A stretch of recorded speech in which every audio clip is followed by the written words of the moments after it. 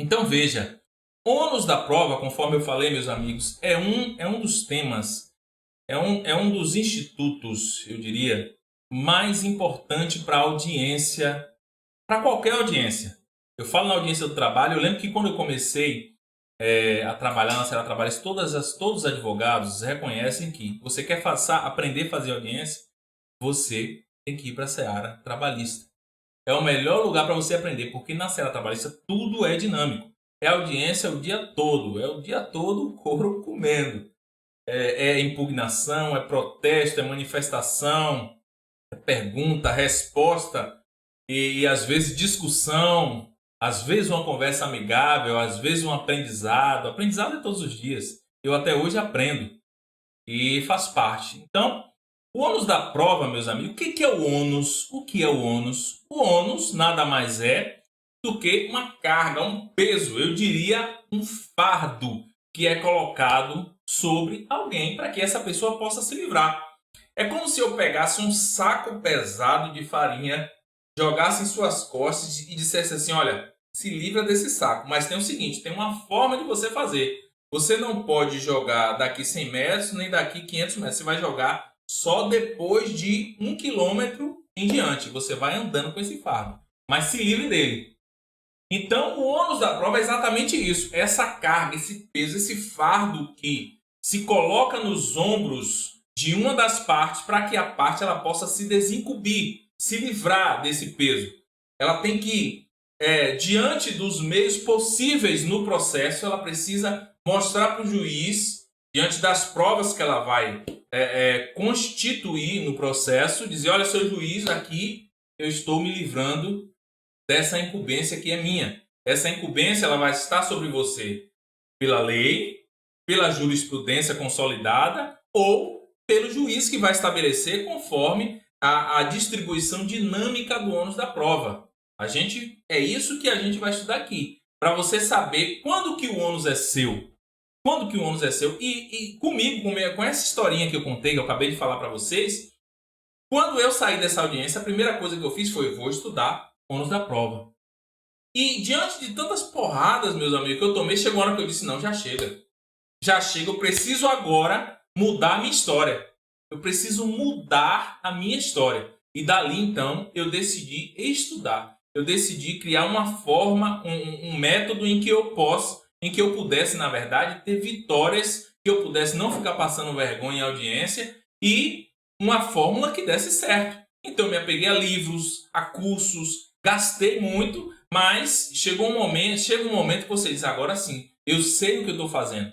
E é exatamente esse método que eu quero passar para você aqui. É exatamente esse passo a passo que eu quero passar para você aqui. E você vai ver que quando você aprende, se você aprender tudo que você vai aprender aqui, tudo que vai ser ensinado aqui, você vai ver que você vai ter a capacidade de sentar diante de um advogado hiper experiente, diante de um grande juiz, um juiz antigo que já faz audiência. Você vai ver que você vai sentar com segurança, sem medo, sabendo o que você vai fazer. Agora fica ligadinho, aumenta o som, aperta o fone se tiver com fone, aumenta a TV, fica num lugar em que ninguém lhe incomode. Se alguém ligar, pede para ligar depois, porque agora você vai ter conteúdo. Então pronto, ó. Ônus da prova é aquele fardo que você precisa se livrar. A lei não impõe a obrigação para as partes em juntar documentos, arrolar testemunhas ou ainda requerer realização de perícia. Então, assim, a lei não diz assim: ó, você, parte, que tem a obrigação de provar, você tem que juntar testemunha. Você precisa juntar tal documento, você precisa requerer tal tipo de perícia. Não. A lei está dizendo para você o seguinte: olha só, a incumbência é sua, te vira, negão. Te vira, meu amigo. Arruma um jeito aí, diante das formas permitidas na lei, para provar que o seu cliente ele tem razão, para provar que ele tem direito. E se você provar da melhor forma possível, aí sim a gente reconhece o seu direito. Então, o juiz vai reconhecer o seu direito. Então, o que a lei diz é isso. Então, essa incumbência é do advogado. E eu posso dizer para você, não é sempre que a gente dá sorte, não. Eu já paguei alguns micos em audiência. E a gente dá sorte de encontrar um juiz que diz: olha, doutor, isso aqui você não precisa provar, não. Aquela juíza, até hoje eu agradeço a ela. Até hoje eu sou grato a ela por isso. Então veja, contudo, se a parte que tem a obrigação de fazer a prova não fizer uso de nenhuma dessas opções permitidas em lei, assumirá o risco de perder o pedido que dependa de algum dos meios de provas em direito admitido. Então veja, quando a prova, por exemplo, é pericial, quando você tem uma necessidade lá, você está arguindo periculosidade, insalubridade, acidente de trabalho, então a lei já diz que há necessidade de perícia. Mas você tem que estar ligado, porque se tem uma necessidade de perícia no seu caso, você não lembra ao juiz, diz que o juiz designará a perícia.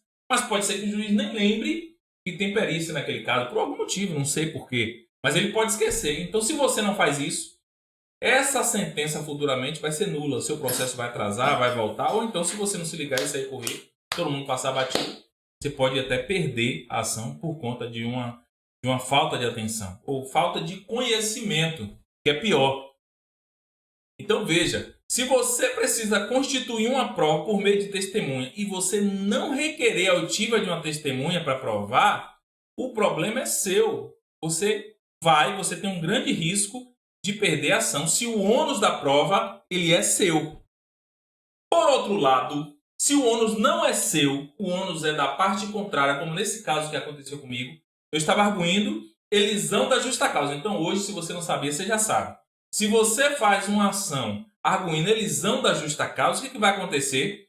Você simplesmente não vai se preocupar com a testemunha. Você pode até levar uma testemunha de stand-by, porque se a empresa levar uma testemunha, de repente a prova for muito forte e você tem convicção que sua testemunha é boa, aí sim você faz para fazer uma contraprova, para que o juiz ele possa valorar da melhor forma possível. E a gente vai ver sobre isso aqui. Eu vou dar um exemplo. Guarda essa informação aí, que o juiz ele vai valorar a prova de acordo com a liberdade que ele tem no processo para decidir diante do seu convencimento. Beleza, meus amigos? Então veja, a lei processual comum e também a trabalhista estabelece que é dever do autor, no nosso caso reclamante, é como a gente denomina, mas é claro que não deixa de ser autor, provar o fato constitutivo do seu direito. E o que é isso? É aquilo que constitui o meu direito. Se eu digo o seguinte, eu quero que seja reconhecido o vínculo de emprego, eu estou no primeiro ponto, demonstrando um fato constitutivo do meu direito. Aí veja, e o dever de provar passa a ser do réu reclamado quando a alegação do reclamado, for de fatos modificativos, extintivos ou impeditivos de direito do autor, do reclamante. Então, nesse exemplo que eu dei, é o exemplo mais prático e fica mais fácil para você entender. Perceba o seguinte, se você está arguindo vínculo de emprego, o cara trabalhou lá na empresa durante 2 anos sem carteira assinada e eu quero o reconhecimento desse vínculo. E aí a empresa, na resposta dela, na defesa, ela diz o seguinte, não, esse trabalhador nunca trabalhou aqui na empresa. Desconheço, não conheço ele, ou seja, ela simplesmente negou totalmente o direito que você está arguindo que tem. Se ela negou, então nós temos aí um fato constitutivo. O ônus de provar isso é do reclamante. Você, reclamante, você estando pelo reclamante, você tem que se munir dos meios de prova que existem em lei para poder comprovar isso. Testemunha que posso comprovar. Não, ele realmente trabalhava lá de segunda a sexta-feira, todos os dias, das 7 às 17, com uma hora de descanso e tal, por meio de fotos, por meio de troca de e-mail, se houver, troca de mensagem, grupo de WhatsApp. Inclusive, nós temos um curso de prova digital que é interessantíssimo. E todos esses meios de provas, é claro, a gente fala minuciosamente cada um desses fatos no nosso curso. O nosso curso, que é um curso, claro, a gente não tem como trazer todos os pontos de forma minuciosa, porque o tempo aqui não nos permite. Nós temos aqui, na verdade, uma imersão de 3 dias, mas nós temos um curso, um treinamento avançado, que é um treinamento que aí sim, aí nós falamos sobre todos esses pontos minuciosamente. Mas veja o seguinte, meus amigos, a lei processual trabalhista, ela vai dizer que quando o fato é constitutivo. Constitutivo do direito, aí o reclamante ele tem que arguir. Agora, se o fato for modificativo, que é quando, por exemplo, você fala o seguinte, não, esse trabalhador aqui, ele é um trabalhador rural, eu quero reconhecimento de trabalhador rural, só que na verdade ele é um trabalhador doméstico. Então é um fato modificativo, eu digo, não, tudo bem, mas ele não é um trabalhador rural. A resposta ele é um trabalhador doméstico, então esse ônus da prova, o que a empresa fez? Na defesa dela, ela atraiu para ela o dever de provar que a função não era de empregado rural, era de doméstico. E por que ela atraiu para ela? Porque ela está dizendo, não, realmente ele trabalhou para mim. Então pronto, existe um fato constitutivo já, caracterizado. Mas esse fato aqui não era dessa forma, então eu é que tenho que provar que a forma não era essa que o autor está dizendo. Modificativo.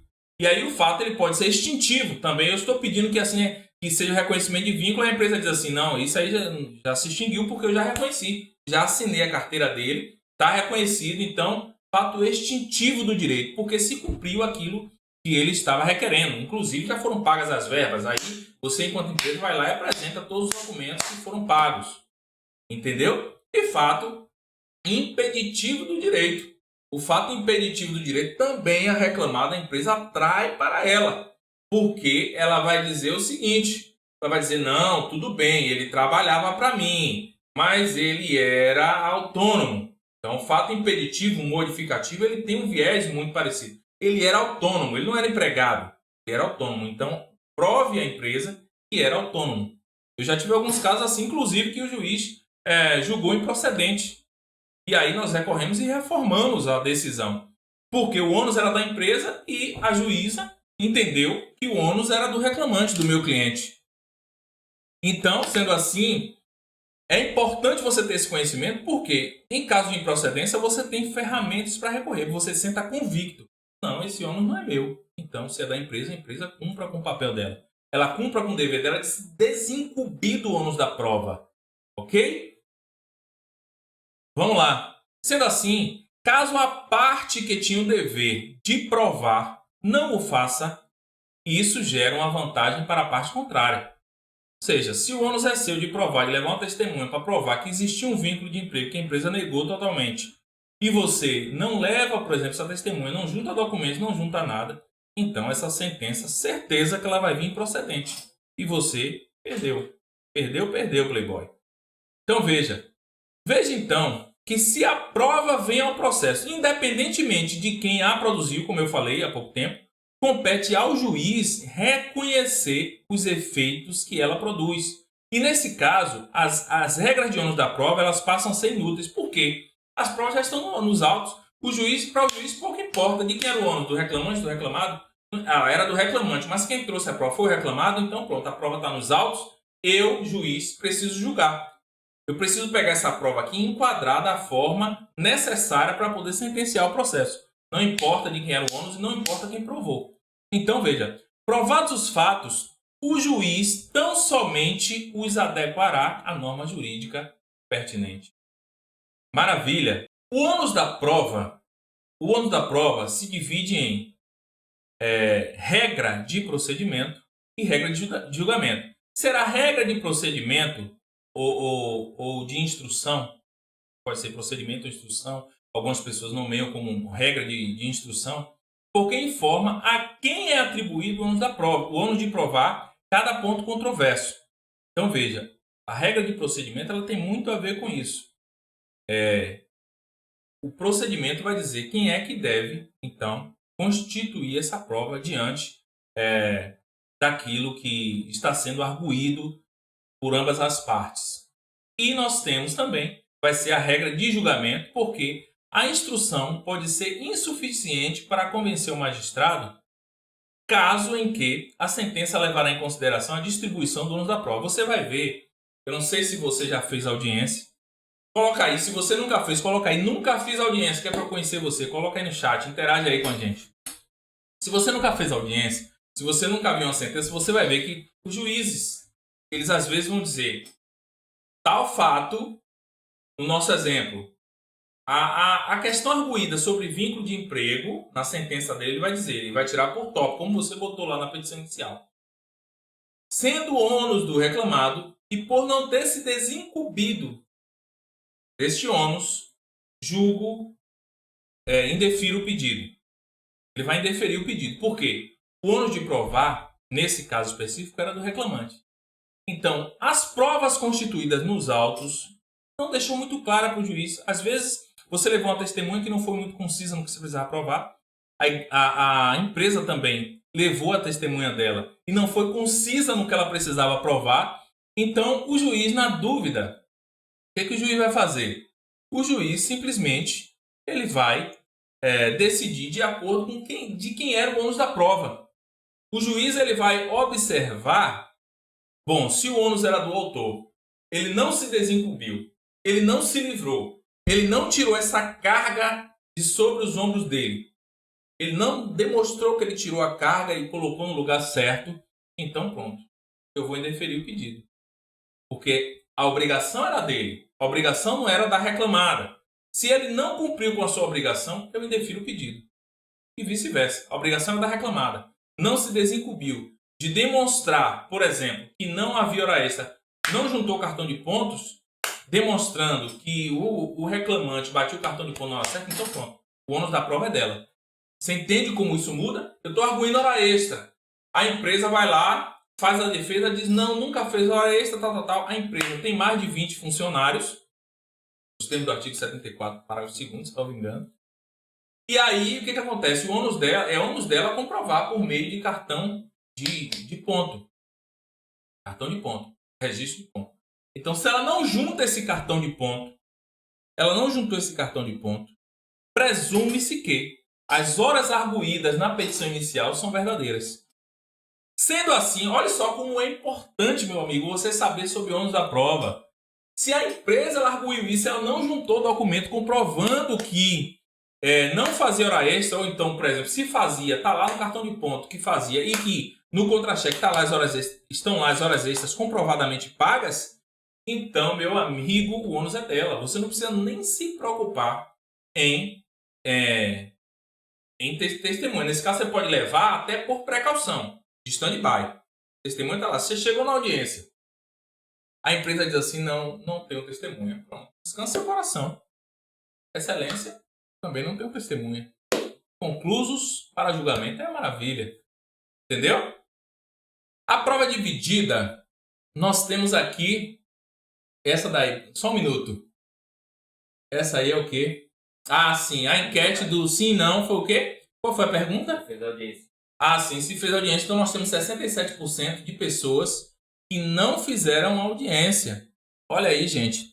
Então, maravilha, gente. Olha só. Vocês vão ver que segunda-feira, se você ficar ligadinho, não perder nem um minuto aqui, vocês vão ver que se você for fazer uma audiência, depois desse intensivão aqui, você vai estar outra pessoa. Inclusive, deixa eu avisar, esse nosso mapa mental vai ficar disponível para você, tá? Você vai receber, se você já está no nosso grupo de WhatsApp, você vai receber lá. E se você não está ainda, de repente, se você vê por convite de alguém, você vai lá, se inscreve, vai lá no bio na bio do Instagram e se inscreve lá, entra no grupo de WhatsApp que você vai receber todo o conteúdo, tá certo? Então veja, ó, a prova ela é dividida quando o juiz coloca o mesmo peso para provas produzidas por ambas as partes. Nesse caso, o juiz levará em conta a divisão do ônus da prova. Todavia, esta regra só será considerada para a decisão de último caso. Então veja, a regra do ônus da prova, nesse caso, o juiz ele vai considerar se as provas não foram suficientes. Porque a quem é dirigida a prova? A prova é dirigida ao juiz, né? Porque é o juiz que precisa ser convencido para poder decidir. Se o juiz está na dúvida, a observação que a gente colocou aqui, ó. Nesse caso, não será possível a aplicação da regra do indúbio pro operário, vez que é regra de interpretação de direito material. Por que isso? Veja. No direito material, a gente sabe lá, se você já estudou direito do trabalho, a regra do indúbio pro operário é a regra que, na dúvida, se houver uma determinação que seja mais vantajosa de uma norma que seja mais vantajosa para o empregado, usa-se ela. Exemplo, a lei diz que a hora extra do empregado que trabalhar, vamos supor, a hora extra do empregado é 50%. Aí a norma coletiva da categoria diz lá. Sempre é bom, quando você tiver um cliente, pegar a norma coletiva da categoria, porque existem vários tópicos, às vezes, que a empresa não respeita, que você pode fazer vários pedidos ali, tá? O cliente chegou lá em seu escritório, você atendeu ele e já pede qual é a norma coletiva, qual é o sindicato da categoria, porque aí você mesmo pode pesquisar na internet, às vezes você consegue. Se não conseguir, pede a ele para trazer. Então, lá na norma coletiva diz que qualquer hora extra deve ser paga a 100%. Ou então, as horas extras devem ser pagas a 80% de segunda a sábado e, se for dia de domingo, a 100% ou a 120%. A norma coletiva pode fazer. Qual é a regra que vai se aplicar? Da norma coletiva. Agora, nesse caso, para que seja aplicada, claro que você tem que juntar a norma coletiva. Norma coletiva da categoria diz o seguinte, que a hora extra deve ser paga 80%. Uma vez reconhecida a hora extra, seu juiz determine que seja paga a 80%, em dúvio pro operário. A regra mais vantajosa, beleza? Então pronto, a regra ela é mais vantajosa. Se usou ela. Não pode acontecer na dúvida processual do juiz. O ônus da prova era do reclamante. Não, mas eu em dúvida pro operário eu vou utilizar aqui, porque já que ele não provou, eu vou condenar a empresa. Não existe isso.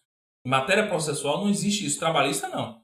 Talvez isso tenha lá na penal. Porque na esfera penal, a gente vai ter lá, né, indúbio pro réu. Na dúvida, o juiz não condena. Por quê? A ideia é de que é melhor um culpado solto do que um inocente preso. Aí lá para o direito penal. Aqui para nós, direito do trabalho, é interessante que você saiba disso. Então, se o ônus é seu, procura provar, tá? Não confia que você vai conseguir mudar isso, porque do operado não existe isso para a regra processual trabalhista. Vamos lá. Critério estático. O que é o critério estático? É aquele que está na lei. É aquilo que não muda. A lei já pré-estabeleceu. A CLT, depois da reforma de 2017, ela foi reformulada porque não continha esse dado. E o que foi que a CLT fez? Ela simplesmente colocou lá no parágrafo 1º, né? Na verdade, que a gente vai falar daqui a pouquinho aqui. Parágrafo 1º, que foi colocado pela CLT, e são as regras que tinha lá no CPC. Então, veja, o ônus da prova incumbe ao reclamante fato constitutivo do seu direito, que a gente viu, e ao reclamado da empresa quanto à existência de fato impeditivo, modificativo ou extintivo do direito do reclamante. A CLT, quando o advento da reforma trabalhista, fez o quê? Ctrl+C e Ctrl+V, com relação à distribuição dinâmica do ônus da prova. Aí a gente vai lá para o parágrafo 1º. A distribuição dinâmica do ônus da prova, o juiz vai fazer diante, claro, dos casos permitidos em lei. Ele não pode fazer essa distribuição em qualquer caso.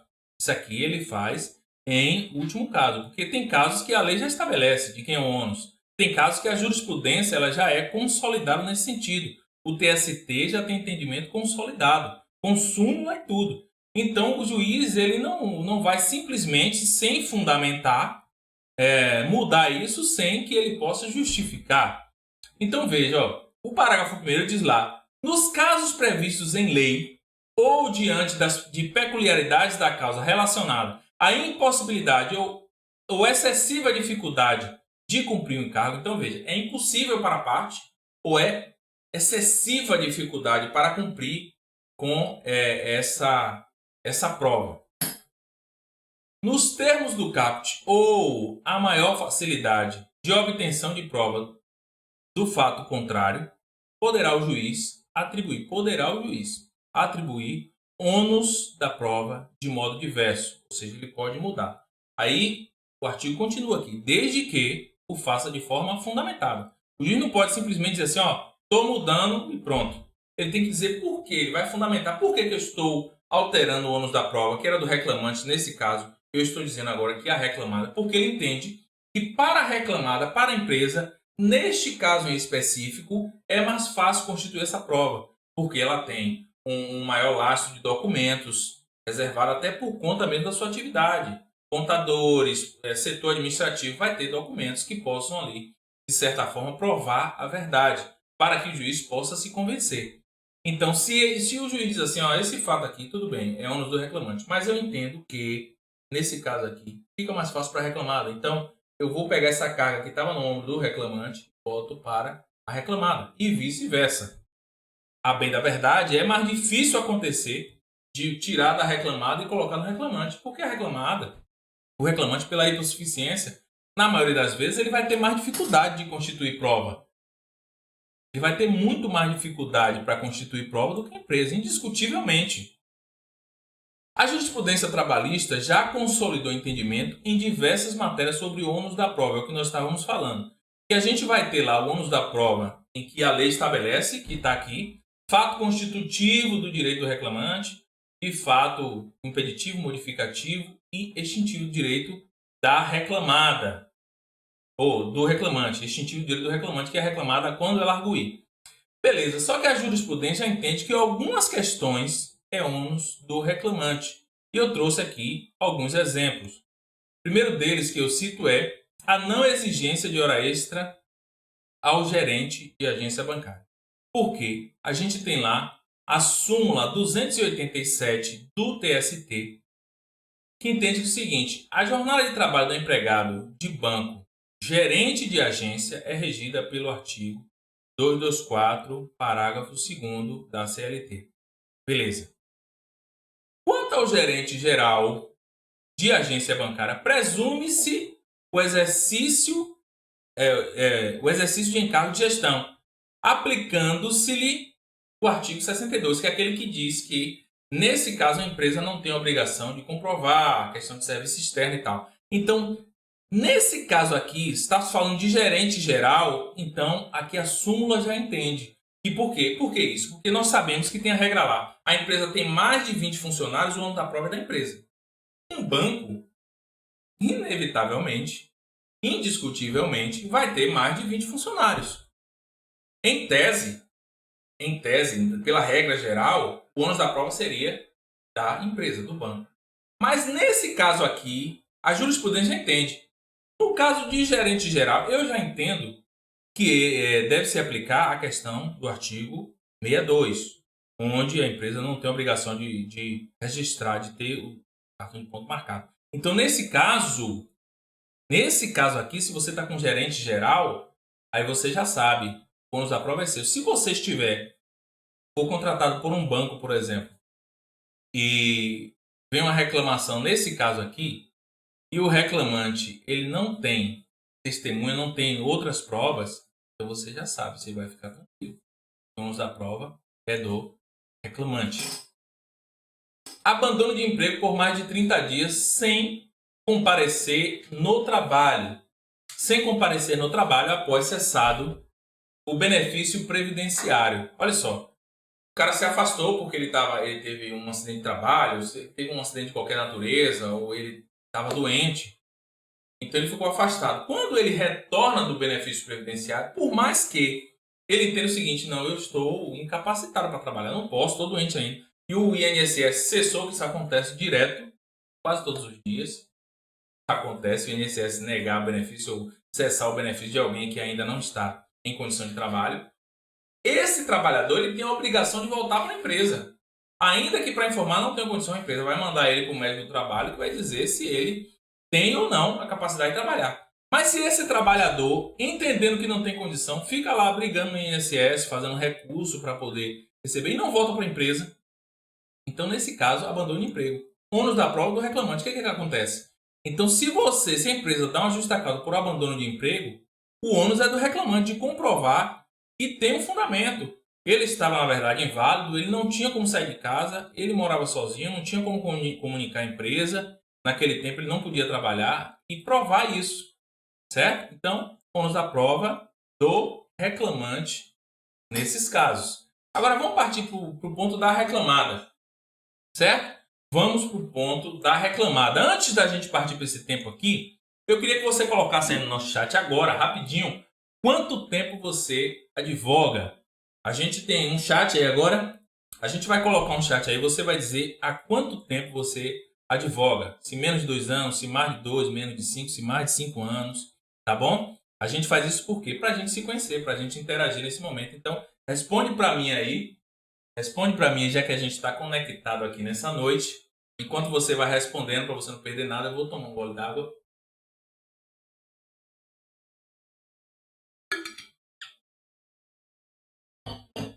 Vamos lá. Então, beleza. Enquanto você vai respondendo, eu vou falando aqui. Aperta o fone aí e aumenta o som. Ônus da prova que a jurisprudência já reconhece que é da reclamada. Por exemplo, presunção relativa contra a anotação na CTPS. Súmula 12 vai dizer lá, as anotações opostas pelo empregador na carteira profissional do empregado não geram presunção juris et de juris, ou seja, presunção absoluta, mas gera a presunção relativa.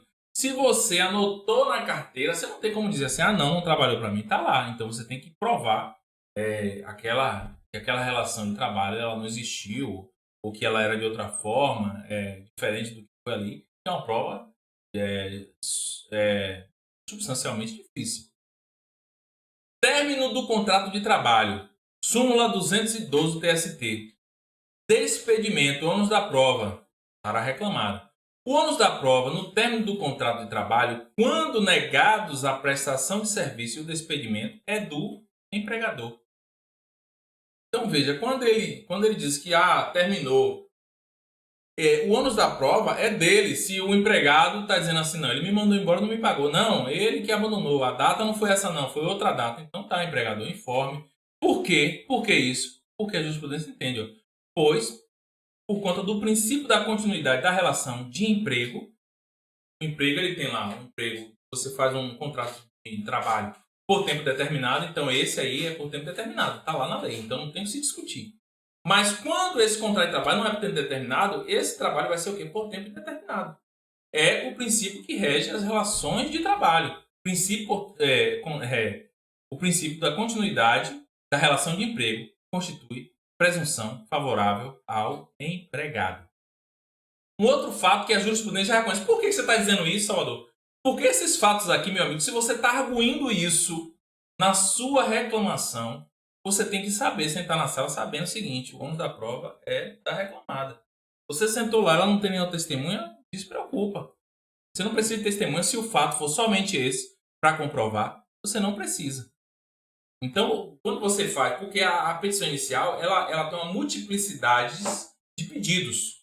Multiplicidade de pedidos. Então, diante daqueles pedidos, alguns você talvez precise ali provar. Outros, não. Porque não é seu ônus. Igual nesse caso meu, eu estava arguindo elisão da justa causa e eu estava querendo fazer prova, sendo que a empresa não tinha nenhuma testemunha para ouvir. Já imaginou o que podia ter acontecido? Vamos lá, ó. Transferência do trabalhador em caráter abusivo.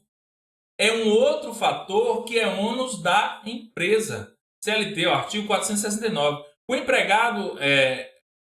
Ao empregador é vedado transferir o empregado sem a sua anuência para a localidade diversa da que resultar o contrato, não se considerando transferência a que acarretar necessariamente a mudança de seu domicílio. Aí o parágrafo primeiro vai dizer lá, ó, na verdade o ponto crucial aqui é o parágrafo primeiro.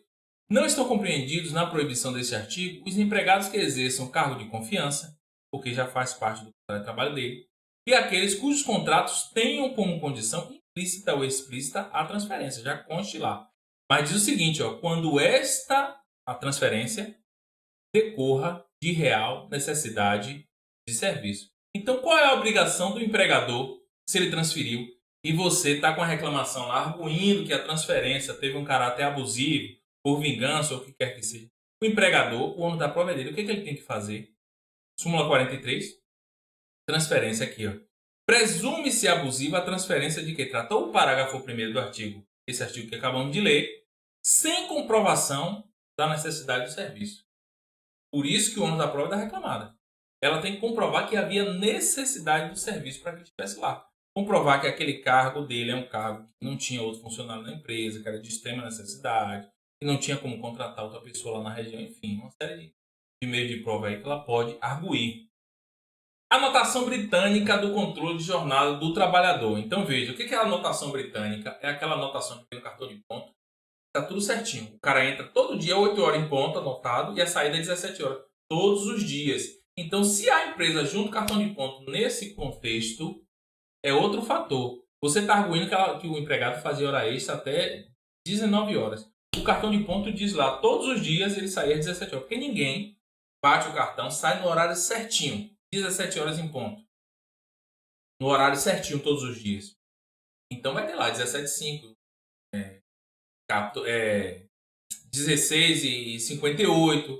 Tem que variar. Porque nesse caso, se for assim, ó, os cartões de pontos que demonstram o horário de entrada e saída, a súmula 338 TST, e saída uniforme são inválidos como meio de prova. Meus amigos, isso aqui é uma coletânea que você vai ter em suas mãos. Se você vai fazer uma audiência arguindo um desses pontos aqui, você pode sempre dar uma olhada antes da audiência. Dispensa discriminatória. Olha lá, nós temos a enquete. Menos de 2 anos, 60%. Que maravilha. Mais de 5 anos, 40%. Temos pessoas de mais de 5 anos. E eu compreendo perfeitamente. Pessoas com mais de 5 anos, às vezes, também são casos de pessoas que, às vezes, têm mais de 5 anos, mas às vezes não advogou numa seara que tem esse contencioso todos os dias, como é a Justiça do Trabalho. Às vezes, o cara trabalhou só numa área como tributário, ou foi empregado de um escritório grande que ele só fazia defesa ou petição inicial dentro do escritório, não fazia audiências. E eu quero dizer para você que você é muito bem-vindo. Se você for uma pessoa experiente também, quiser dar dicas aqui, de certa forma você vai estar somando com a gente e também ajudando essas pessoas que estão conosco nessa noite. Tá bom, meu amigo? Então veja, um outro caso que eu trago aqui. A dispensa discriminatória sem justa causa, ônus da empresa, do empregado portador de HIV ou com doenças estigmatizantes. Então veja, é uma situação muito complicada. Inclusive, eu até aconselho, vai fazer uma ação. Num caso desse, HIV, doença estigmatizante, faz pedindo segredo de justiça. Né? Por conta que existe ali a questão da privacidade da pessoa. A pessoa às vezes não quer passar por isso. E é uma questão complicada, porque o TST, ele entende até que é a questão da súmula 443. E é uma situação tão complicada porque o entendimento é de que no momento em que o empregado mais precisava da empresa, a empresa dispensou. O ônus da prova é da empresa. A empresa, o que ela tem que fazer? Ela vai ter que comprovar que, na verdade, foi um corte, outros funcionários foram despedidos sem justa causa. A empresa, se você é advogado da empresa, você tem que comprovar que, na verdade, existir agora, que a empresa não tinha conhecimento, por exemplo, que pode acontecer. Às vezes, se a empresa foi comprovado que a empresa tinha conhecimento, o empregado, por exemplo, mandou um e-mail para o chefe imediato e logo depois ele foi despedido. Ou ele mandou uma mensagem no WhatsApp lá para o chefe imediato, no dia seguinte foi despedido. Ou coisa parecida. Então, isso aí já se caracteriza por si só, presume-se uma dispensa discriminatória. Então, essa prova em contrário, o ônus dessa prova é da empresa, certo? Isso aqui é prática pura, meus amigos. Então, esse ônus é da empresa. Samara disse que está rindo de nervoso porque advoga o mês. Fica tranquila, Samara. Fique tranquila. Deixa eu dizer uma coisa para você. Você está no lugar certo. Você é muito bem-vindo aqui, Samara. São pessoas como você que podem mudar de vida com a decisão que você tomou de estar aqui. Sabe? Eu acho que quando a gente tem a oportunidade de crescer, a gente não pode jogar fora essa oportunidade. Você mostrou isso. Sabe? Quando a gente está buscando conhecimento, quando a gente busca crescer, a gente está realmente somando não só para nós, mas para a sociedade como um todo. Porque a advocacia, principalmente a trabalhista, vou chamar aqui a sardinha para o meu lado, ela tem um viés social que é muito precioso. Sabe por quê? Porque você tem a opção, claro, de trabalhar para a empresa, para o empregador, que nem sempre, como muitas pessoas pensam, o empregador é aquele que massacra, que pisa no empregado. Não. A maioria dos empregadores no Brasil são empregadores de médio e pequeno porte. E são pessoas que também sofrem para poder ter toda estratégia. Então a gente tem que olhar para o empregador também como uma pessoa. E para o empregado, porque o empregado é aquele que, na maioria das vezes, ele não tem conhecimento do seu direito. E a advocacia, ela tem esse viés social. É tão bom, você não sabe como é bom quando você faz uma boa audiência e quando você acaba ali, você pode dar expectativa para o seu cliente. Inclusive, eu aconselho a vocês, acabou uma audiência, gaste pelo menos 5 minutinhos com o seu cliente, chame ele no canto, explique a ele o que aconteceu. Porque por mais que você ache que para você é o cotidiano, é o simples, para o cliente, as coisas que foram faladas ali, para ele é coisa do outro mundo. Ele não entende o que foi falado ali, o que é indeferimento, o que é uma contradita de testemunha. A testemunha, o seu cliente ele não sabe o que é isso. Ele não sabe o que foi que você fez quando você diz lá, eu quero contraditar uma testemunha, como eu fiz hoje na audiência. Amanhã eu quero, inclusive, se a ata da audiência que eu fiz já estiver disposta, eu quero mostrar, era uma audiência que eu queria ter gravado, mas acabou que não tive condição, foi uma audiência por videoconferência, onde uma audiência muito boa para aprendizado. Porque teve contradita que eu fiz, teve protesto que a outra parte fez, porque foi indeferida a pergunta. Então são coisas que eu espero que dê para a gente trazer amanhã. Questão prática, daquilo que eu coloco para você ver que, tipo assim, o que eu estou trazendo para vocês aqui não é algo que eu vi em outro lugar. É algo daquilo que eu vivo no dia a dia. Porque hoje eu estou aqui com vocês conversando, mas amanhã eu sou advogado que vou cumprir prazo. Eu sou advogado que vou fazer audiência. Então, eu sou, como diz a nossa marca, né? Eu sou um advogado atuante. E que é uma profissão linda. E que se você decidiu advogado, a advocacia é uma profissão linda. E eu quero dizer para você, por mais que falem mal, quero dizer para você, não desista do seu sonho. Você estudou 5 anos. Você não pode desistir, como eu já vi em alguns casos acontecer, pessoas desistindo por quê? Tinham medo de fazer audiência, tinha medo de se pronunciar diante do juiz, sabe? Eu quero dizer para você uma coisa, o medo, ele precisa ser eliminado. E como é que ele é eliminado? É eliminado fazendo o que você está fazendo aqui, buscando conhecimento, buscando técnica prática. Para quê? O que você está fazendo aqui é para que você saia daqui e saiba atuar numa audiência de forma técnica, de forma segura, sem medo, de forma estratégica, para que você saiba, como a gente está mostrando aqui, que existem momentos na audiência que nem tudo você precisa provar para você ser um bom advogado. Você não precisa ser um advogado que vai chegar na audiência e vai começar a gritar lá, falar um monte de coisa, porque assim, quem grita é quem não tem conhecimento. Eu já fiz isso. Quando você não tem o conhecimento necessário, o que você faz? Você briga. Você quer mostrar que tem conhecimento, às vezes fala demais. Um conselho que eu vou dar para vocês aqui. Travou uma discussão com o advogado da outra parte, o cara é arrogante, o cara é o que for, não entre nessa vibe de querer discutir, de querer mostrar que sabe, de querer mostrar conhecimento, que vai fazer, que vai acontecer e tal, porque às vezes você entrega o ouro. Você entrega dizendo que vai fazer uma coisa que não era para você dizer, e aí você já prepara o advogado da parte contrária. A gente vai falar um pouquinho mais disso amanhã, que nós vamos falar da prática da audiência em si. Eu vou falar sobre a audiência por videoconferência, mas como a audiência por videoconferência, ela na verdade é uma audiência comum, só que de forma virtual, eu quero trazer para vocês aqui as questões práticas de audiência, daquilo que você pode fazer, das surpresas que podem acontecer na audiência e que você precisa estar preparada. Você precisa saber qual é o momento que você vai contraditar uma testemunha, para que a testemunha da parte contrária não seja ouvida. Qual é o momento que você vai protestar? Entende? E você não tem que aceitar tudo que o juiz faz. Porque às vezes o juiz está com pressa, às vezes o juiz tem uma pauta extensa, às vezes o juiz está cansado. Né? O juiz é ser humano também, o juiz é ser humano. E você precisa entender isso. Você precisa entender que o juiz não está ali querendo ferrar com você, que o juiz é seu inimigo, que o juiz tem algo contra você, tem algo pessoal. Não é isso. Sabe? Mas por quê? E quando você não tem técnica e você chega na audiência, vê o juiz indeferir tudo que é pergunta, você começa até tomar um ranço do juiz, porque você acha que ele tem algo contra você, mas não é. E o direito ele é feito para isso, para que você esteja munido de conhecimento, para que você saiba quando impugnar, quando contraditar, quando você pode ir contra as decisões que foram ali feitas. E a gente falando aqui ainda sobre o entendimento da jurisprudência, eu trago também o fato de que na seara civil, a gente tem aí, por exemplo, na seara trabalhista, nós temos, como eu falei, lá a forma estática, né, de ônus da prova, que é o que está lá na lei, que a lei diz, lá o artigo 818 diz, né, fato constitutivo, direito do reclamante, fato extintivo, modificativo, ou impeditivo, aí passa para a reclamada.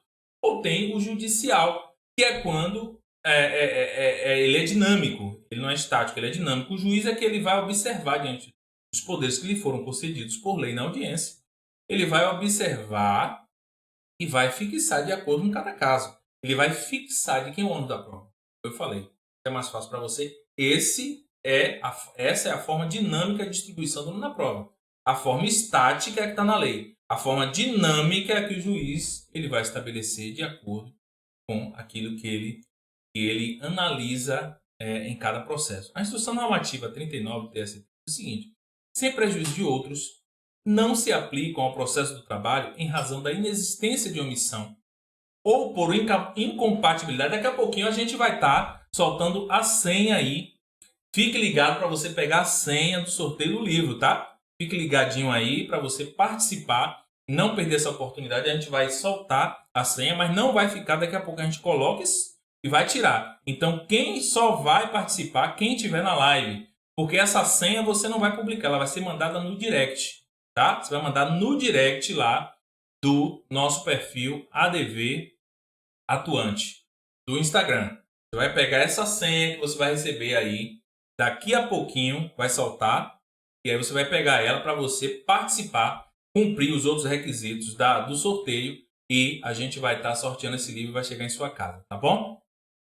Sem prejuízo de outros, não se aplica ao processo do trabalho em razão da inexistência da omissão, por incompatibilidade, os seguintes preceitos. Aí vai dizer lá, ó, a convenção das partes. Por quê? No processo civil, a gente tem a forma de distribuição do ônus consensual.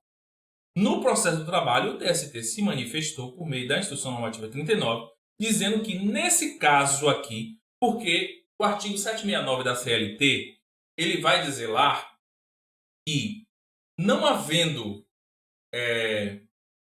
algum preceito descrito na CLT, preceito processual que possa ser utilizado na CLT, se esse preceito legal estiver no CPC, você pode atrair. Por quê? Por conta da omissão da CLT. Então, se no processo do trabalho ele foi omisso sobre determinado fato, você vai pegar lá do processo civil e vai trazer para o processo do trabalho. Só que nesse caso aqui, certo? A convenção das partes não pode ter esse tipo de distribuição do ônus da prova. Por quê? Por convenção das partes. O TST entende que por conta da hipossuficiência do empregado. Apesar de que, na minha humilde opinião, é discutível porque nesse caso o empregado ele vai estar acompanhado de advogado, né? Mas é o que o TST entende e a gente tem que seguir. Belezinha? Ok, meus amigos, vencido. Tá fazendo sentido para você? Coloca aí, fala aí pra gente. Você já teve experiências em audiência? Você já passou por alguma experiência assim, vexatória, de um juiz grosseiro, de um advogado da parte contrária por ser mais experiente, super grosseiro, lhe tratou mal, lhe distratou? Conta pra gente aí o que foi que aconteceu lá, pra gente saber, pra gente interagir aqui e para que a gente também, de certa forma, possa ajudar outras pessoas. Amanhã a gente vai estar trazendo aí alguns aspectos práticos da audiência trabalhista. Claro que o nosso tópico de amanhã é a audiência por videoconferência. Mas a gente vai falar sobre essas circunstâncias práticas do dia a dia da audiência. Então hoje eu estou te trazendo aqui aquilo que eu acho que é básico para o advogado. Para fazer uma audiência, você advogado precisa entender que o básico precisa ser feito. E o que é o básico do advogado? Saber o que ele tem que provar. Eu fui para diversas audiências no iníciozinho da minha caminhada. Só depois que eu estudei sobre ônus da prova de forma profunda, eu fui saber. Mas às vezes eu chegava e não sabia nem o que eu ia perguntar. Eu lembro que teve uma vez que eu perguntei para a juíza. A juíza fez pergunta, doutor. E aí eu fiz a pergunta se a parte quem era o chefe imediato. Tá? Mas eu não estava nem arguindo o vínculo de emprego. A juíza fez, doutor, essa pergunta aí eu vou indeferir, porque aí é para questões de vínculo de emprego. Não é o caso, não é que você está arguindo. Pessoa, desculpa, tal. E aí você fica sem saber onde enfiar a cara. Quando a audiência é por conferência, normalmente você tem a oportunidade aí de aprender, porque só tá ali as pessoas que fazem parte da audiência. Na audiência presencial não tem jeito, meu amigo. Um monte de advogado na sala, advogados experientes, advogados não experientes, tá o advogado da parte contrária, tá seu cliente, tá o cliente da parte contrária. Então, um monte de gente ali, de certa forma, alguns deles avaliando seu trabalho. O juiz, certo? Agora vamos lá. Quando e como o juiz faz a distribuição dinâmica do ônus da prova? Então veja, conforme o artigo 818, parágrafo 1º, a gente viu lá que a decisão, qual é a forma, como que ele faz? De forma fundamentada. O juiz ele precisa fundamentar quais são os motivos que levaram ele ao entendimento de que essa prova fica mais fácil para a outra parte concluir, em que pese seja ônus do reclamante ou da reclamada, vice-versa. Certo? Só que é o seguinte, ó, essa decisão de inversão do ônus, essa decisão de inversão dinâmica da prova, dá um zoom, né? Vamos dar um zoom aqui para ver se a gente consegue melhorar aí para a galera. Ou melhor, eu sei que tem gente que assiste no celular às vezes. Vê aí se está melhor. Fala para mim aí se está melhor. Se dá para você visualizar aí. Você vai receber esse mapa mental. Você vai receber lá no grupo, tá, gente? No nosso grupo lá. Se você não tiver no grupo lá, vai lá na bio do nosso Instagram, entra no grupo e cola com a gente. Você vai receber todo esse material, tá certo? Fala para mim aí se melhorou. E nossa equipe aqui vai estar me sinalizando, tá bom? Então veja o seguinte, essa decisão de inversão dinâmica da prova, então deve ocorrer antes da produção da prova, ou seja, antes da abertura da instrução, não podendo ser na sentença, isto porque a parte onerada deverá ter tempo de produzir a prova. Por que que a gente traz esse comentário aqui? Porque veja, aqueles casos que a lei diz o seguinte, o ônus da prova, fato constitutivo do direito, a lei já está dizendo, é do reclamante. Então, o juiz ele não precisa dizer. Se você está alegando vínculo, a empresa negou qualquer tipo de vínculo, ele não precisa dizer, doutor, o ônus é seu. A lei já diz, o ônus é do reclamante, você precisa saber. Então, ele pode, na sentença, ele dizer, sendo o ônus do reclamado, não se desincumbindo de tal ônus, indefira o pedido. Ponto. Agora, o seguinte, nesse caso aqui, é um caso em específico que o juiz ele vai valorar o seguinte, não, o ônus da prova aqui é do reclamante. Mas eu entendo que a reclamada ela tem uma possibilidade maior de construir essa prova, de trazer essa prova aos autos. Então eu vou diferenciar. Então o juiz ele vai fazer o quê? Ele vai fundamentar e ele vai dizer antes, como eu estou mudando o ônus da prova, dessa prova aqui, era do reclamante, eu estou mudando para a reclamada. Então antes da gente iniciar a instrução processual, eu estou dizendo para você, reclamada, que o ônus da prova é seu. Então, te vira playboy. Dê o seu jeito. Agora veja o seguinte, ó. Neste caso, aclara a conexão com o artigo 9 e 10 do CPC, que veda a surpresa processual. Certo? O juiz não pode, nesse caso, já que ele está transferindo, ele não pode deixar para na sentença dizer, transferir o ônus da prova e fundamentar lá na sentença, ainda que ele fundamente já na sentença, ele não pode fundamentar lá porque é surpresa processual. Você transferiu o ônus para mim, eu nem sabia, já que a lei diz ou a jurisprudência entende que o ônus da prova é do reclamante. Você não me deu a oportunidade de constituir minha prova, entendeu? Então essa sentença ela vai ser nula. Bem como coaduna com o princípio contraditório e ampla defesa. Então, o malferimento aqui da surpresa processual diante dos artigos 9 e 10 do CPC são os fundamentos que você vai usar se isso acontecer com você. Ônus da prova da outra parte. A juíza não fala que o ônus foi, de forma dinâmica, ela mudou o ônus da prova.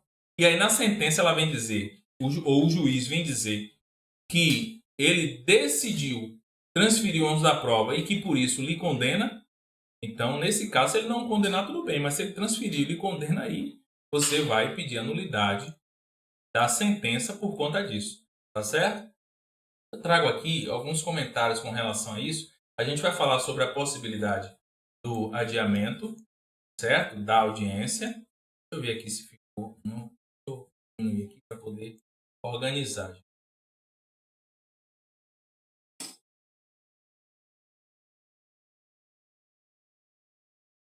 Só um minutinho.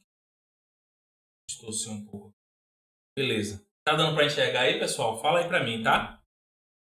Fala para mim aí, porque eu tô no computador. Se você estiver no computador, você vai enxergar. Mas se você estiver no celular, eu sei que é um pouco mais difícil. Então, se precisar de um zoom, você informa que a equipe aqui de suporte está tranquilo, né? Então, beleza. Olha só. A possibilidade de adiamento da audiência por conta da inversão dinâmica do ônus da prova. Então, olha só. Aqui é uma das surpresas que você tem na audiência. E se você não souber o que fazer, você vai tomar paulada. Por quê? Olha o que acontece. O juiz ele fez a distribuição do ônus da prova na hora ali. E aí, se você, advogado, não estava no intensivão trabalhista, você vai se passar. E você não vai fazer o que tem que ser feito. Dessa forma, se ele fez a inversão dinâmica do ônus da prova, veja, dessa forma a parte pode requerer o adiamento da audiência para que possa produzir a prova que o magistrado lhe incumbiu. Então vamos lá, você chegou na audiência, você tem convicção, o ônus da prova é da reclamada. Você não tem testemunha, foi para lá convicto de que, tudo bem, se ele levar testemunha, a gente vai tentar, mas o ônus da prova é dele mesmo. Beleza. Chega lá, o juiz diz, ó, eu estou transferindo, o ônus da prova não é mais dele, não, é seu. Partindo-se desse pressuposto, se ele fez na audiência, aí você pode dizer, excelência, então, eu vou requerer o adiamento da audiência para que eu possa constituir minha prova. Eu vou requerer prova testemunhal, eu preciso juntar documentos, então eu vou requerer que Vossa Excelência me conceda prazo para juntar documentos e designe uma nova data para uma nova sessão para dar continuidade a essa audiência, para que eu possa constituir minha prova. Beleza? Aconteceu isso, você tem total direito de fazer isso. Por quê? Para evitar a surpresa processual. Ou você vai até arguir ali que houve ali, na verdade, até esqueci a frase aqui agora, mas eu coloquei até aqui embaixo pra gente, certo? Houve, na verdade, por parte do juiz, seria uma negativa da constituição da prova. Eu me esqueci a frase aqui agora. Uma coisa, a gente fala do cotidiano, mas às vezes some da mente. Daqui a pouco eu lembro e falo. Então veja, importante o advogado saber que o adiamento não ocorrerá automaticamente. Ele deve requerer, sob pena de preclusão. Então veja, o juiz fez a distribuição dinâmica. Você na hora, então, excelência, eu vou requerer. No primeiro momento, você não pode deixar para depois. Ah, saiu da audiência, eu vou requerer agora por petição. Já foi. Entendeu? Porque o juiz ele vai dar seguimento à prova. Importante também saber que somente será possível adiamento se o juiz comunicar a inversão dinâmica do ônus da prova na própria audiência, como eu falei. Se a comunicação for antecipada, não há como fazer isso. Então, veja, o juiz, ele no despacho que designa a audiência, por isso que é importante ser o despacho todo da audiência. Ele já diz, tal matéria, entendendo por ser mais fácil para o reclamante, vou fazer a inversão dinâmica do ônus da prova, então passa a ser da reclamada. Aí, se ele fez isso antes, você não tem como chegar na audiência e dizer, eu vou requerer o adiamento, não, porque ele avisou antes. Você que não tomou cuidado de ler o despacho completo que ele deu, tá certo? Então, assim, gente, a gente está chegando ao fim aqui. Amanhã é o seguinte, amanhã a aula vai ser poderosa, você não pode perder. Amanhã também nós vamos trazer aspectos extremamente práticos. São coisas que a faculdade não ensinou, eu posso te dar certeza disso. Porque eu, seu amigo aqui, passou por isso. Então esteja amanhã com a gente vai falar, como eu disse, sobre audiência por videoconferência e nós vamos tocar sobre aspectos práticos, surpresas que acontecem ali na audiência, como fazer, o que você precisa fazer quando essas surpresas vierem na audiência, como agir, como interromper ali o juiz em algum momento que ele está tratando mal o seu cliente, que ele, de certa forma, não está tratando com devido respeito, conforme a lei determina, ou que seja o advogado da parte contrária, se ele é grosseiro, enfim. Amanhã nós vamos falar sobre esses aspectos. Então, não fique de fora, tá? E por fim, nós vamos ter também a senha do livro. Então, vai liberando a senha aí, já, para o pessoal já anotar a senha. Peço que você anote e daqui a pouquinho a gente vai tirar essa senha do ar, porque a gente quer, claro, honrar você que está aqui com a gente, que ficou com a gente aqui até agora, porque a gente já está caminhando para o finalzinho da nossa live. tá bom? A gente já está caminhando para 1h30 de live. Hoje foi também um pouquinho extensa, porque na verdade a gente também não quer dar o conteúdo pela metade, para que você possa aproveitar ao máximo o conteúdo que está sendo dado aqui, tá bom? Então vamos lá, a senha foi colocada aí já? Já foi colocada a senha aí, você vai pegar essa senha, vai anotar, vai guardar. Quando a gente terminar a live, vai ser postada uma foto oficial lá com os requisitos do sorteio e você vai cumprir ali todos os requisitos e você vai precisar dessa senha, tá bom? Vai precisar dessa senha que a gente daqui a pouquinho vai tirar do ar para poder participar e receber o livro, tá? A decisão que inverte o ônus da prova é interlocutória e, sendo assim, não comporta recurso imediato na seara trabalhista. Não sei se já te informaram, se você já atua na seara trabalhista, você sabe que não comporta recurso imediato. Não tem agravo de instrumento numa decisão interlocutória como tem na seara civil. Então, na seara trabalhista, o que você precisa saber? Que você precisa estar fixado no Instagram? Não entendi. Ah, tá. O nosso endereço de Instagram aí, @advatuante, tá aí fixado no enquete aí, tá bom, gente? Então, veja, na seara trabalhista, você não tem como, por meio de uma decisão interlocutória, você interpor um agravo de instrumento como na seara civil. Não sei se você atua lá, eu quero distância de lá. Eu gosto da seara trabalhista, inclusive agora eu estou vendo o pessoal da civil lá reclamando, nada contra quem atua, mas eu é que não quero passar por lá. A demora de atendimento, de resposta de e-mail na seara trabalhista, federal, aqui a gente atua também com direito previdenciário, então a gente por e-mail mesmo recebe resposta, a gente tem andamento do processo nesse período de pandemia, então as coisas acabam acontecendo e isso eu prefiro também, apesar de é a área que eu também mais me identifico. E eu quero dizer para você, se você não tem uma decisão ainda de onde atuar, que área atuar, eu posso dizer para você, é uma área excelente, que não falta cliente, não vale faltar honorários também se você se aperfeiçoa, se você busca ser um profissional que realmente se preocupa em trazer o êxito para o seu cliente. Certo? Então veja, o artigo 893 diz lá, os incidentes do processo são resolvidos pelo próprio juízo ou tribunal, admitindo-se a apreciação do merecimento das decisões interlocutórias somente em recursos da decisão definitiva, ou seja, só depois da sentença. Mas uma decisão dessa você vai precisar fazer constar protesto. Porque como você não pode recorrer na mesma hora, você tem que, em audiência, estar ligado. Se essa decisão de inversão do ônus da prova, inversão dinâmica do ônus da prova, ela prejudica o seu cliente, você tem que protestar, dizer a sua inconformidade com relação a essa inversão, certo? E vai impugnar sob pena de nulidade. Por quê? Se a sentença vier improcedente, no recurso, quando você fizer, se você marcou a sentença, ou se você marcou o processo na ata, já na audiência marcou informando com o seu protesto, você vai poder recorrer e arguir este ponto. Se você não marcou, aí você não tem como, porque você precluiu. Você deixou, o juiz fez a distribuição, você nada falou, nada disse, então você não pode arguir grau de recurso depois da sentença, tá bom? A decisão interlocutória e recorribilidade é o que fala aqui lá na súmula 214 do TST. As decisões interlocutórias não ensejam recurso imediato. E aí fala aqui com a ressalva dos casos em que cabe, tá? Você vai receber isso aqui, aí você já vai saber. Nesses casos aqui, contraria a súmula, orientação jurisprudencial do TST, aí cabe recurso imediato, tá bom? Nesse caso, o advogado, não concordando com a inversão do ônus da prova, dinâmica do ônus da prova, tá? Inversão dinâmica do ônus da prova, feita pelo juiz lá na hora da audiência, deverá fazer constar seu protesto. Se o juiz, por meio de despacho, ele despachou, você pode, por meio de uma petição, colocar lá protesto antipreclusivo e informar, já grampear sua inconformidade, porque é a primeira oportunidade que você tem que protestar para não perder, não precluir do seu direito, tá?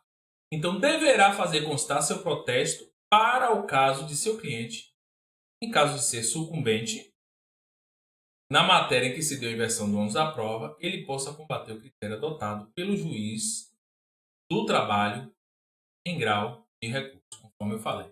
Tá bom? Então, gente, seguinte, esses aqui são os pontos que eu reputo essenciais para que o advogado ele possa chegar numa audiência e se sentar sabendo o seguinte: bom, aqui o ônus da prova é meu. Eu sei o que eu preciso fazer. Você pegar e cumprir com o seu papel. Tá certo? Então é o seguinte, daqui a pouquinho, 1 minutinho, tira aí a senha, tá? Quem pegou, pegou. Quem não pegou, perdeu. Tira a senha e só vai participar quem tiver a senha. Amanhã a gente faz um outro sorteio. Então, gente, seguinte, com essas ferramentas aqui, você vai ver que você vai chegar na audiência. Por exemplo, se você está pedindo verbas rescisórias, FGTS, seguro-desemprego, as verbas rescisórias, né? Aviso prévio. Se você já tem lá os documentos, a TRCT, tem os documentos, o aviso prévio assinado, você juntou, e aí você está pedindo essas verbas porque a empresa não pagou, aí não é nem matéria de prova. Você tem que saber o seguinte, que não é matéria de você fazer prova oral, aí é prova documental, certo? Prova documental, inclusive da empresa. Se ele tem a carteira assinada e você reclama lá que não pagou as verbas, então é prova ônus aí da empresa, princípio da empresa, de juntar a documentação e comprovar. Se a empresa junta, você está reclamando horas extras. A empresa junta o cartão de ponto, para você ainda poder brigar por essas horas extras, o que você tem que fazer? Você tem que combater na manifestação a preliminares e documentos, você tem que combater esses documentos.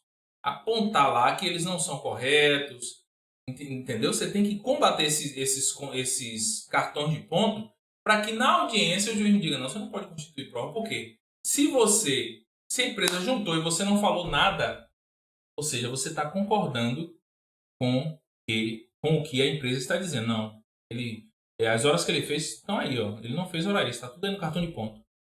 E aí, se você não for impugnar isso, a não ser que eles sejam britânicos, porque o TST já entende que é ônus da empresa, britânicos, né, os horários certinhos.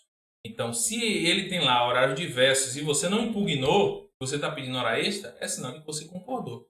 Então, você não tem como constituir prova de hora extra, porque nesse caso aqui já é ponto incontroverso.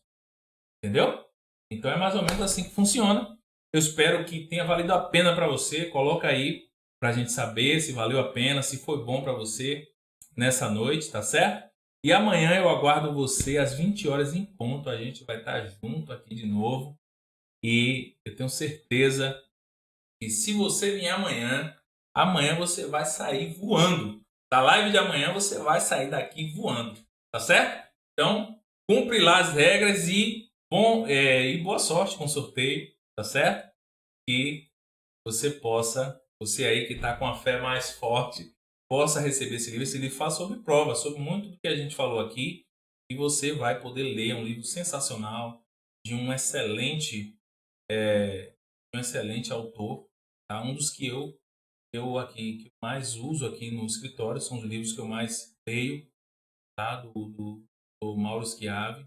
Então, faça um bom proveito, você que vai ganhar, tá certo? Amanhã a gente vai mostrar ao vivo, no início da live, quem foi o ganhador, e aí depois você recebe em sua casa, tá? Beijo no coração, que Deus te abençoe, e amanhã, meus amigos, ó, esquenta a mão, a gente tá junto.